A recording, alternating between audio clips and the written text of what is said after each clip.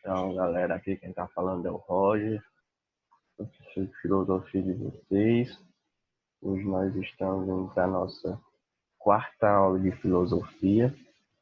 Hoje a gente vai tratar sobre Sócrates, que é tido como um marco de divisão da sociologia, né?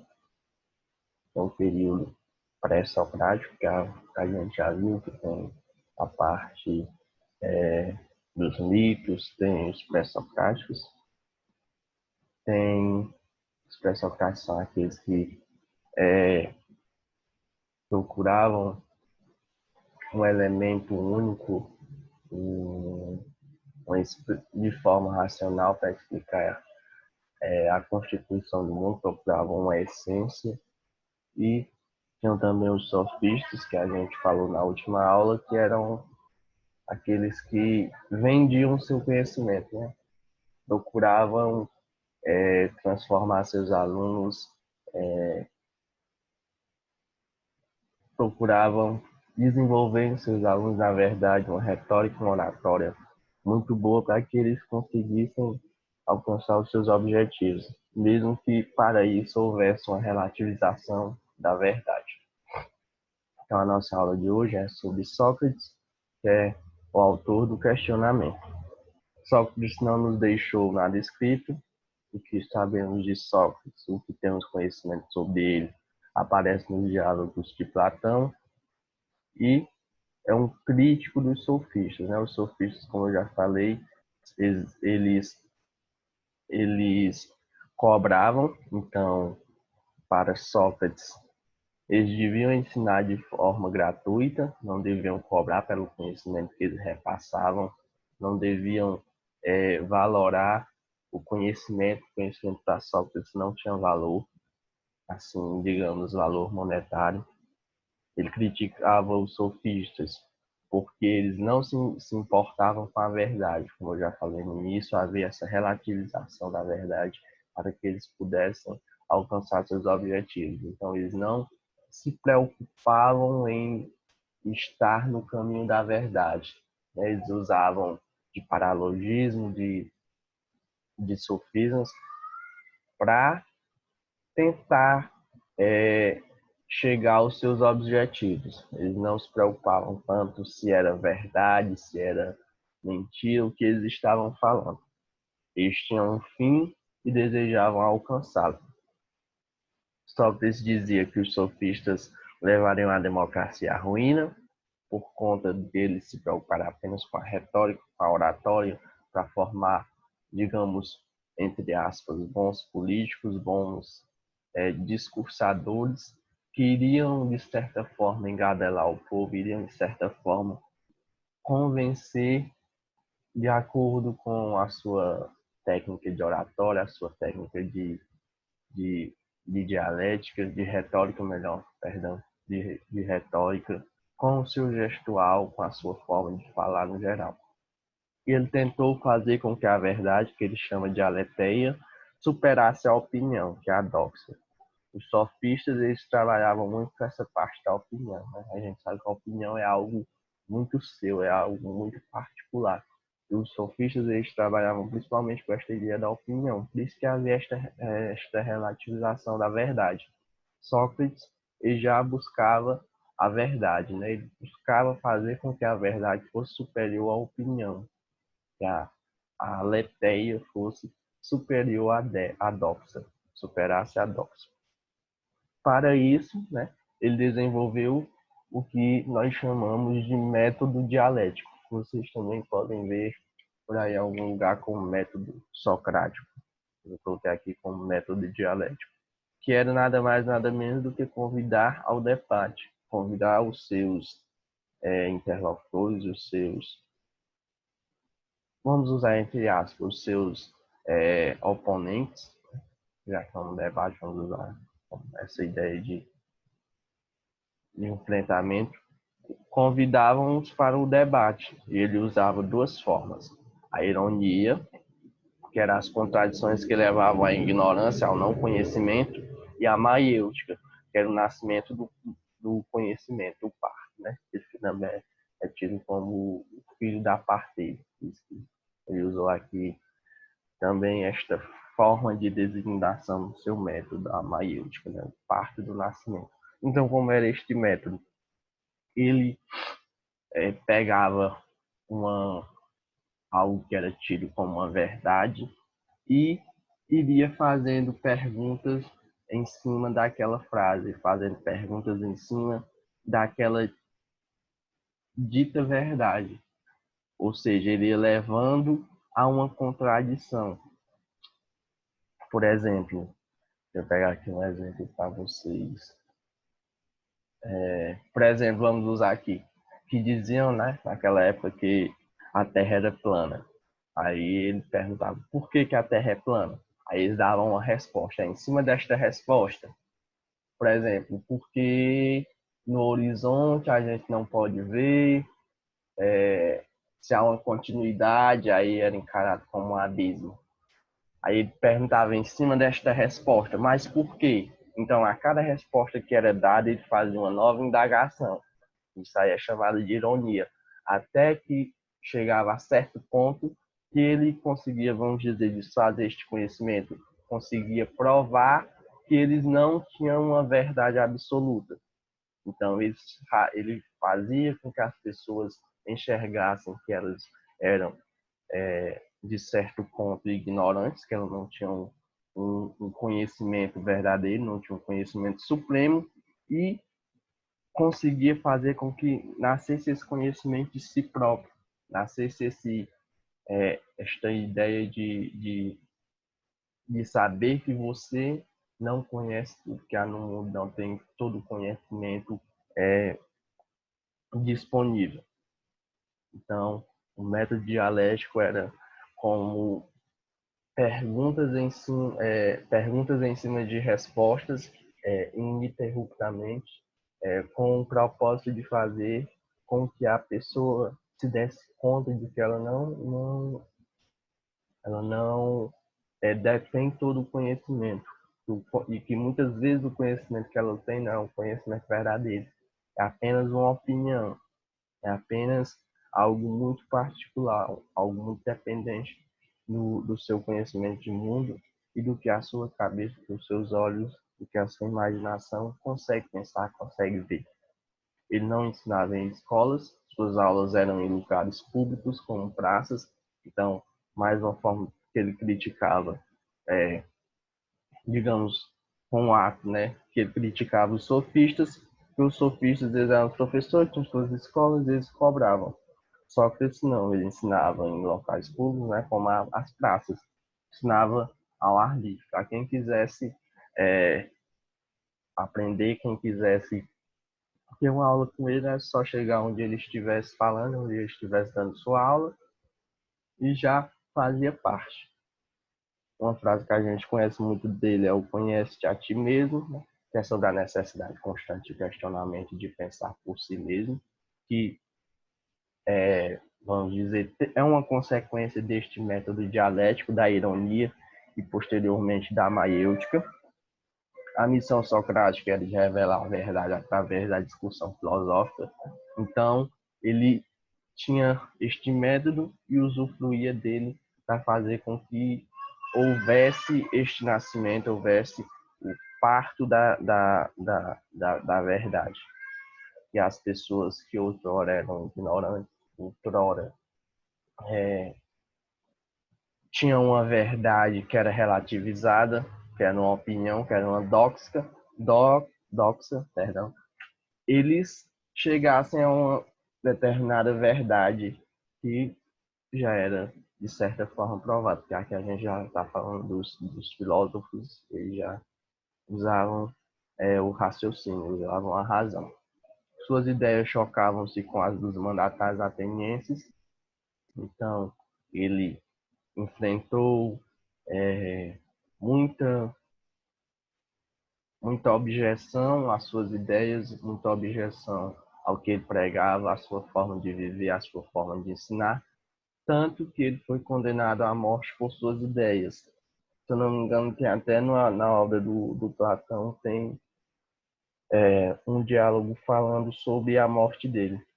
Se vocês procurarem depois aí pela internet, se eu não me engano, tem um retrato, uma imagem que demonstra é, o momento da morte dele, né? Retratando o momento da morte dele, que ele foi condenado à morte por conta das suas ideias. Né? Ele foi acusado de corromper a juventude, porque, de certa forma, ele estava despertando os jovens, despertando os mais novos, a questionar a realidade que eles viviam, estava levando estes jovens a ter um amadurecimento, digamos, crítico, a ter uma criticidade mais desenvolvida.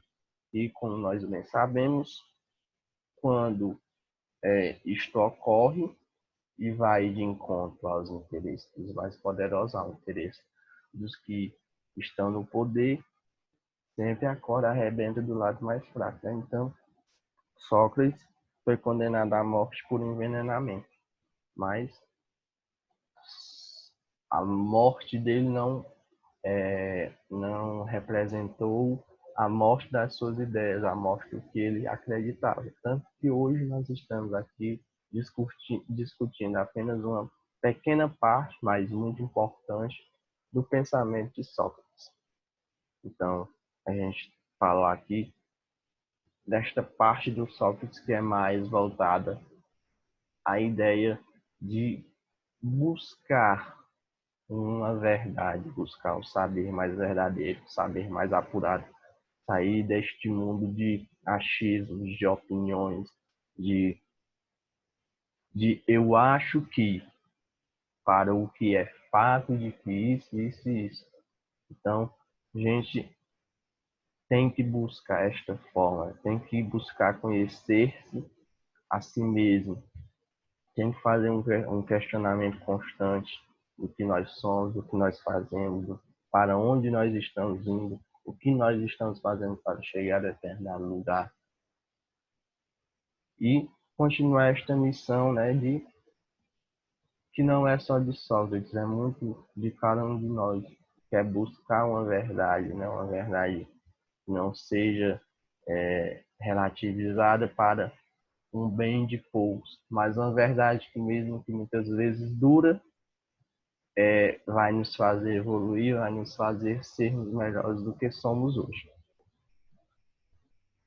Então, aqui esta que a gente passou aqui de Sócrates, olhando de um ponto de vista histórico e atemporal, do ponto de vista histórico e social, é bem atemporal, é bem constante ainda nos nossos dias. Então, vamos aqui para uma questãozinha sobre Sócrates. O Enem 2017, tirei lá do site do Estude. Vocês quiserem, né, questões, não só de filosofia, não só de sociologia, mas também das outras matérias, lá eles têm um banco de questões relativamente grande e com muitas questões do Enem, também questões de vestibulares parecidas com o Enem, forma de elaboração das questões parecidas com o Enem. Então, se vocês quiserem, organizados por área, por matéria, por conteúdo também, então fica bastante interessante. Mais uma ferramenta para vocês utilizarem, principalmente nesse momento agora da pandemia. Então, Enem 2017.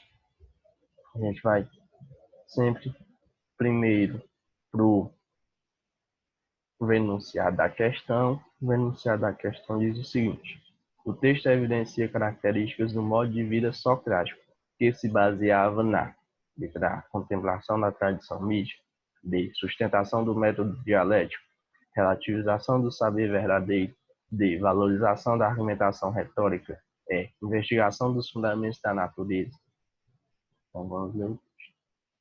Uma conversação de tal natureza transforma o ouvinte. O contato de Sócrates paralisa e embaraça, leva a refletir sobre si mesmo. Então, é o conhece a ti mesmo. A imprimir a atenção uma direção em comum. Os temperamentais, como Alcibiades, sabem que encontrarão junto dele todo o bem de que são capazes, mas fogem porque receiam essa influência poderosa, que os leva a se censurarem, e sobretudo a esses jovens, muitos quase crianças, que ele tenta imprimir sua orientação. Então, aqui está apontando literalmente, né, o que a gente discutiu aqui nesta parte do Sócrates, né, que é o nas, esta ideia de conhecer-se a ti mesmo, né, o questionamento constante, a busca por uma verdade, ele buscar despertar nos jovens esta ideia, né, e também, de uma forma mais sutil, fala que dessas suas ideias se chocarem, né, com ideias opostas, mas trata principalmente desta ideia que a gente discutiu aqui do Sócrates, que é esta ideia do questionamento constante, de questionar as realidades, as verdades que são tidas no nosso dia a dia, na nossa, na nossa vivência de mundo. Então vamos lá. O texto evidencia características do modo de vida socrático, que se baseava na contemplação da tradição mítica. Nesta época aqui, como eu já falei no início, já havia esta transcendência, já havia se passado do período místico, do período de acreditar que tudo poderia ser explicado através da ação dos deuses, e já estavam buscando um pensamento racional mais apurado. Tanto que a gente já falou há 2 aulas atrás, né, nos pré-socráticos, sobre esta passagem do modo de vida de pensar místico para o modo de vida de pensar racional, né? Que eles buscavam uma essência, buscavam uma explicação, um elemento único, mas de forma racional, para a essência do mundo, a essência das coisas. Então, esta letra aqui, que fala sobre a contemplação da tradição mística, a gente já anula ela de cara, porque a gente sabe muito bem que Sócrates não tem influência, ele não pensa de acordo com a tradição mística, ele pensa de maneira racional. Sustentação do método dialético, uma alternativa a gente considerar, né? Que o método dialético é um método do Sócrates, que ele usava a ironia para ir fazendo questionamentos constantes em cima de verdades, né, que eram tidas como verdade, até chegar na maiúscula, que é o nascimento do conhecimento, do par. Então, é uma questão a ser observada mais de perto. A ser relativização do saber verdadeiro. Que era que fazia esta relativização do saber verdadeiro, que buscava, mesmo que através de mentira, através de sofismas, né, que era de falácias, perdão, que eram divididos em sofismas e paralogismos. Sofisma com intenção e o paralogismo sem intenção, mas que havia esta relativização do saber verdadeiro. Eram os pré-socráticos. Os pré-socráticos não, perdão, os sofistas e Sócrates criticavam. Então esta questão C aqui também está descartada. D. Valorização da argumentação retórica. Quem que faz esta valorização da argumentação retórica também valorizava a oratória. Quem era que focava nesta parte da retórica, da oratória, para fazer um discurso bonito, fazer né, expressar-se de forma confiável, vamos dizer assim, de forma a conquistar o público, a conquistar os seus concidadãos, né? Então aqui também quem valorizava a argumentação retórica eram os sofistas e Sócrates criticava. Esta D aqui também está descartada. A investigação dos fundamentos da natureza. Quem era que faz esta investigação dos fundamentos da natureza, do arqué, do apeiron, do elemento essencial, do elemento primeiro do universo, do elemento primeiro dos seres vivos? E uns atribuíam a água, outros aos quatro elementos, água, ar, fogo e solo, aos números e a tantas e tantas outras coisas, aos átomos. Então, esta investigação dos fundamentos da natureza, quem fazia eram os pré-socráticos. E aqui a gente está falando do modo de vida de Sócrates. Então, esta alternativa também está descartada.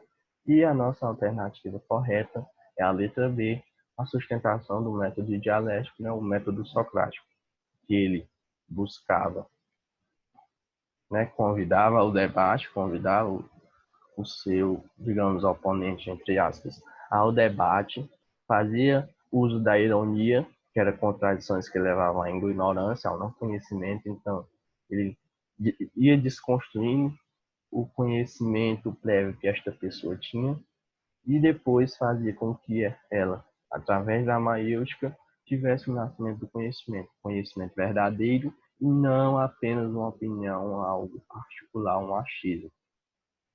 Então, a nossa alternativa correta é a letra B. O texto evidencia características do modo de vida socrático que se baseava na sustentação do método dialético. Então, a alternativa aqui, correta, alternativa, letra B.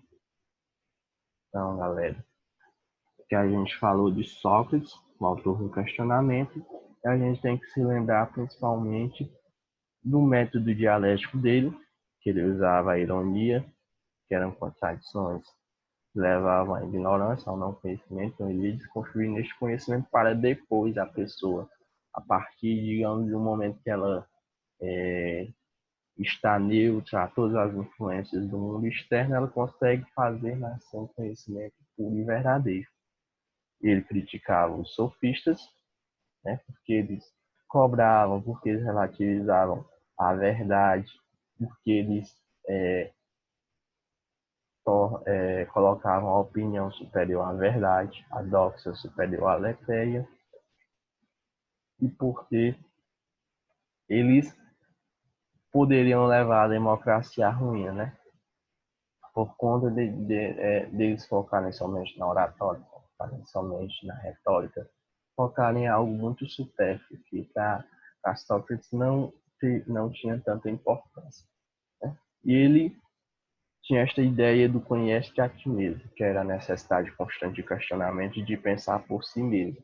Então, ele queria esta, esta, este questionamento constante para irmos vendo, de certo ponto, o quanto nós somos ignorantes, o quanto nós não detemos todo o conhecimento do mundo. E a missão dele era revelar a verdade, né, através desta discussão filosófica, e por conta disso, por conta dessas suas ideias, ele foi condenado à morte por envenenamento, se não me engano.